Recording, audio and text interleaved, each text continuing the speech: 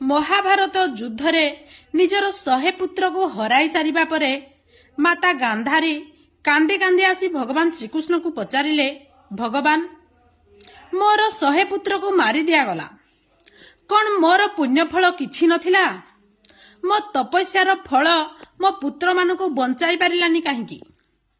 ଭଗବାନ ଶ୍ରୀକୃଷ୍ଣ ଉତ୍ତର ଦେଲେ, ମାତା, ଆପଣ କେବଳ ନିଜ ସ୍ୱାମୀଙ୍କ ପାଇଁ ଅନ୍ଧ ପୁଟୁଳି ବାନ୍ଧି ନଥିଲେ, ବରଂ ନିଜ ସନ୍ତାନମାନଙ୍କର ଅନ୍ୟାୟ, ଅନୀତି ଏବଂ ଭୁଲ ଉପରେ ମଧ୍ୟ ପରଦା ଟାଣିକି ରଖିଥିଲେ। ଆପଣ ପୁତ୍ର ସ୍ନେହରେ ଏତେ ଅନ୍ଧ ହୋଇଯାଇଥିଲେ ଯେ ପୁତ୍ରମାନଙ୍କର ପ୍ରତିଟି ଅନ୍ୟାୟକୁ ନୀରବରେ ସହିଯାଉଥିଲେ। ତେଣୁ ଆଜି ଆପଣଙ୍କର କୋଳ ଶୂନ୍ୟ ହୋଇଗଲା। ଏଥିରୁ ଆମମାନଙ୍କୁ ମଧ୍ୟ ବୁଝିବାକୁ ହେବ, ଯଦି ଆମ ସନ୍ତାନମାନଙ୍କର ପ୍ରତିଟି ଭୁଲକୁ ସମୟ ଥାଉ ଥାଉ ଯଦି ଆମେ ଲଗାମ ନ ଲଗାଇବା, ତାହେଲେ ସେମାନଙ୍କର ବିନାଶ ନିଶ୍ଚୟ ଘଟିବ।